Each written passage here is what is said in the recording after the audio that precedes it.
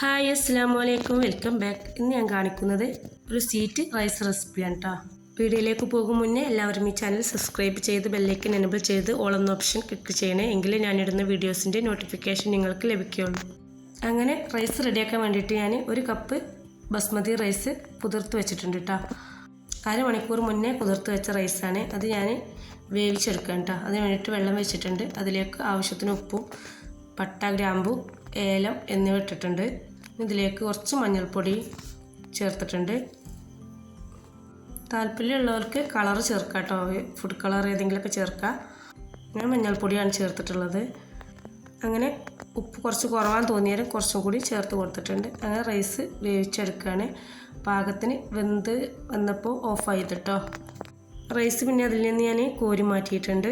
അതിന് ശേഷം ഞാൻ കുറച്ച് ചെറി എടുത്തിട്ടുണ്ട്, കുറച്ച് നട്ട്സുകളും മുന്തിരിയൊക്കെ എടുത്തിട്ടുണ്ട് കേട്ടോ. അതിന് മുന്നേ റൈസിൽ കൂട്ടി കഴിക്കാൻ വേണ്ടിയിട്ടാണ് ഞാൻ മുട്ടമറി ഉണ്ടാക്കാമെന്ന് വിചാരിച്ച് അങ്ങനെ കുറച്ച് പഞ്ചസാര ഏലക്കായും പൊടിച്ചെടുക്കുന്നുണ്ട്. എന്നിട്ട് മുട്ടയുടെ വെള്ള 4 മുട്ടയാണ് എടുത്തിട്ടുള്ളത്. നമുക്ക് ഇഷ്ടമുള്ളത് അനുസരിച്ച് കൂട്ടിയെടുക്കാം കേട്ടോ.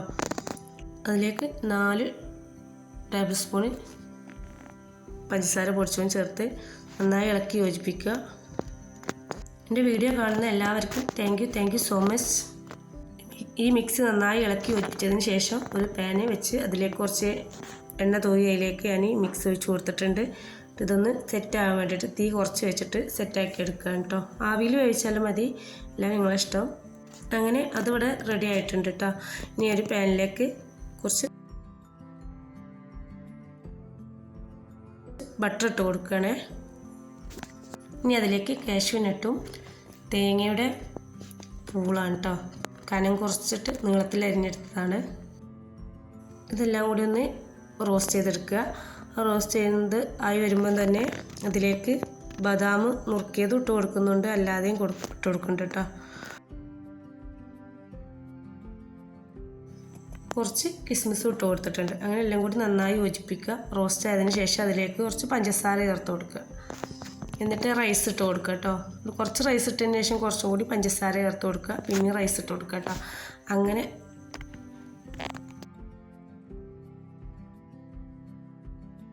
പഞ്ചസാര ഒന്ന് മെൽറ്റ് ആവുന്നത് വരെ ഒന്ന് അടച്ച് വെക്കുക. എന്നിട്ടൊന്ന് ഇടയ്ക്കൊന്ന് ഇളക്കി കൊടുക്കുകയും ചെയ്യുക കേട്ടോ. എന്നിട്ട് ഇത് ഇടയ്ക്കിടയ്ക്ക് ഇങ്ങനെ ഇളക്കി കൊടുക്കുക. ഇനി ചെറിയും കൂടി ചേർത്ത് കൊടുക്കണ്ടേ, അത് നുറുക്കിയതും കൂടി ചേർത്ത് നന്നായി യോജിപ്പിക്കുക. പിന്നെ കുറച്ച് ടൂട്ടി ഫ്രൂട്ടും കൂടി ഇട്ട് കൊടുത്തിട്ടുണ്ട്. അതിന് ഇത്രയേ ഉള്ളൂ. നമ്മളെ റൈസ് ഇവിടെ റെഡി ആയിട്ടുണ്ട്.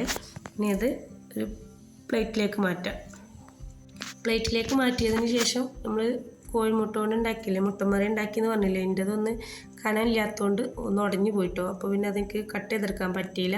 അപ്പോൾ ഞാനിങ്ങനെ മുറിച്ച് വെച്ചിരിക്കുകയാണ്. പക്ഷേ ഒന്നും കൂടി ചെറിയൊരു പാത്രത്തിലാണ് ഉണ്ടാക്കിയതെങ്കിൽ നല്ല കട്ടിയിൽ കിട്ടുമായിരുന്നു. അങ്ങനെ ഞാൻ റെഡിയാക്കി എടുത്തിട്ടുണ്ട്. അതതിന് മുകളിൽ വെച്ചിട്ടുണ്ട് കേട്ടോ. വീഡിയോ എല്ലാവർക്കും ഇഷ്ടമായെന്ന് വിചാരിക്കുന്നു. വീഡിയോ കാണുന്ന എല്ലാവരും സപ്പോർട്ട് ചെയ്യാൻ മറക്കല്ലേ. ഇന്നത്തെ വീഡിയോ ഇത്രയേ ഉള്ളൂ. എല്ലാവർക്കും ഇഷ്ടമായെന്ന് വിചാരിക്കുന്നു. ഇഷ്ടമായെങ്കിൽ ലൈക്ക് ചെയ്യുക, അഭിപ്രായം കമൻറ്റ് ചെയ്യുക. ഇൻഷാ അല്ലാഹ് അടുത്ത വീഡിയോയിൽ കാണാം.